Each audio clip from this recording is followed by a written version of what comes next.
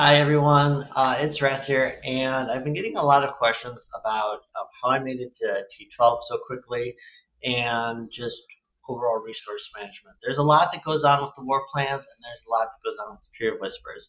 So for this video, I'm just going to briefly go into the war plan table and what I like to go for, and then I'm going to focus purely on the Tree of Whispers and how you can navigate that and, what are the better choices? Because we all know that there's a best choice and a not so best choice. So the first thing on the war plan,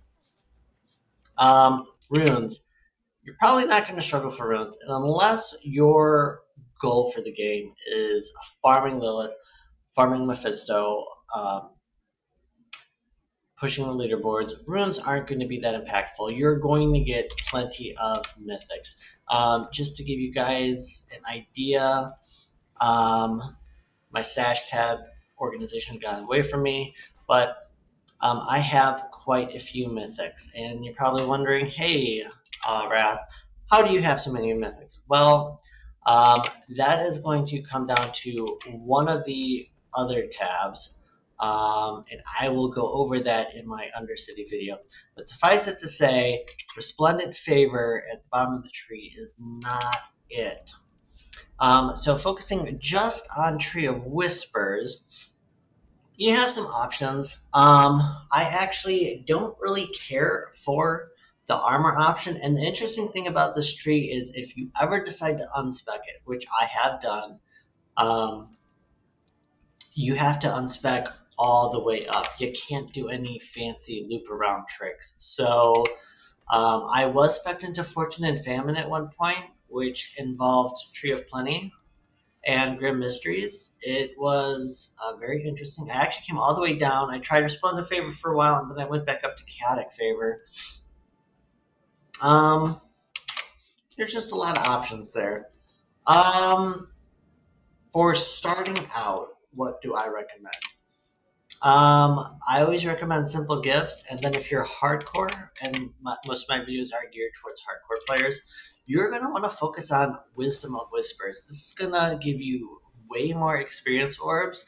And what you're going to do is you're going to throw 8 to 10 caches into your stash. And when you die, because everybody has been dying like crazy, I have gotten the most requests for power levels this season, and I am not really power leveling anyone. I know I normally power level a lot of people.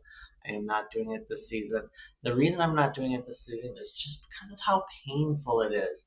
Um, it's painful. Pits are slow.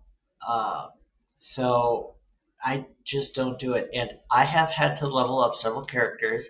I think I killed off one of my barbarians. Um, I did. I accepted one power level, and it was an excruciating hour and a half. It goes so slow. And the caches from the Whisper Tree, they don't matter that much. So just go ahead, grab Wisdom of Whispers, put 10 caches in your stash. You don't need 10 if most of them are greater or ancestral. 10's a good number. You might need 11. And I recommend as soon as, since that stash space is limited, as soon as you have 11 caches or you're done for the night, log on your backup character, get them all, open them up, and you've got your space back. Your character's got some levels, and it's ready for more caches. And who knows? If you're level 68 and you don't have any more caches and your character dies, the odds that I or someone will do a single pit to get you from 68 to 70 is likely. But beyond that, not so much.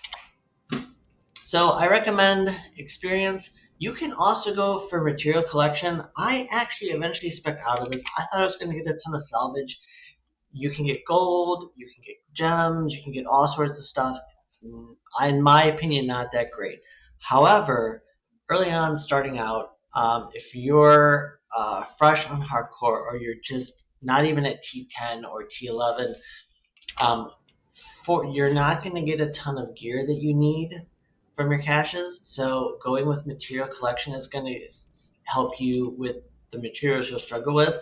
And whichever way you go, and I personally just would say go with whispers at this point. Um, Grabbing chaotic favor just to get an extra chaos is super helpful. Then you have options. At some point, it's going to be nice to have sparks. The drop rate feels super weighted. I actually had this for a huge portion of Torment 7 and Torment 8. I blasted the ranks super quick and I tested this out, and across about 10 to 20 caches, just wasn't getting sparks. Now, I will say this, a lot of my testing happened at the beginning of the week. Blizzard has fixed so many bugs. The Butcher is now spawning like crazy. Um, there's actually been so many bugs. Oh, tributes are now actually dropping for the Undercity thing. Um, so, and I'm not going to be able to think of all the bugs off the top of my head, but a lot of the bugs that, oh, Nightmare Dungeons. Nightmare Dungeons weren't spawning through portals. If you take the escalation power, it now always spawns 3 portals if you are in the boss room when the boss dies. If you're not, there is a chance it bugs out. And that chance might be extremely high, but I've made sure that after I encountered it, that I was always in the boss room because multiple escalation options is actually really lit. So it's cool that Blizzard put that in the game. So that's my recommendation. You can, in when the trees fork, you usually can't get multiple powers. You can actually get Collection of Chaos or Collection of Mysteries. Collection of Mysteries will start showing up with charms and talismans. So if you're on that grind, and now that I say this out loud, I might actually switch. I might actually pick up Grim Mysteries, and having 4 options, Wisdom, and Mysteries. You're going to go through a ton of mats for your charms and your talisman rerolls. So that's pretty huge. But you're not going to experience that till endgame. That's rerolling your charms and talismans. It's going to be a low priority. Now that said, it is one of the upsides. Um, One of the only upsides because most of the rest of the caches are kind of low. So man, God, respecking my tree once again, very tempting. Resplendent favor could be good. If you're hardcore, going down this side of the tree is high risk, high reward. I do not recommend this unless you're playing a Barber or Sork. They're both S tier. No one else is S tier. Warlock is maybe A plus plus tier, maybe S minus, but it just I don't see it there. I all the Warlocks I know have pain and struggle.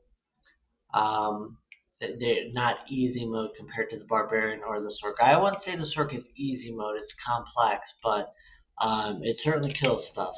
So going down this right side, you could stop partway, and I think at the end, I get 1, 2, 3, 4, 5, 6, 7. You can eventually spec out of Corrupted Roots and just go for Marshawn and just full send with Ancient Chaotic. But initially, if you're not one-shotting Marshawn, he's really not worth it. So there's that. If you have enough gold farmed up, you're going to unspec 2 points, and you're going to go into Roots of Power, and you're going to go into Head Rotten Feast. I haven't done a ton with this because I'm saving up my roots, but you can't spend the roots until you farm the roots. I have 11. You acquire these slowly. There are other items that you can get from it, so you may as well start farming them. I would save them for Helltide, pop them in Helltide, and just see what occurs in the Helltide. Maybe turns the Helltide green. But either way, that is my recommendation for that. When I finally decide to pop them, I'll let you guys know. But I'm probably going to try and save them for T12 when a few friends can be there. And now that I'm thinking about it out loud, I might make sure that my character is extra juiced and has mind cages farmed so that whatever the heck these are just out of control. So that's something to consider. Um, Maybe they are affected by mind cages, maybe they're not. Softcore players can definitely test it out better, but that is my recommendation. You're gonna maximize resource farming the best if you go those paths. So thank you so much for watching my video, and I will see you in the next one.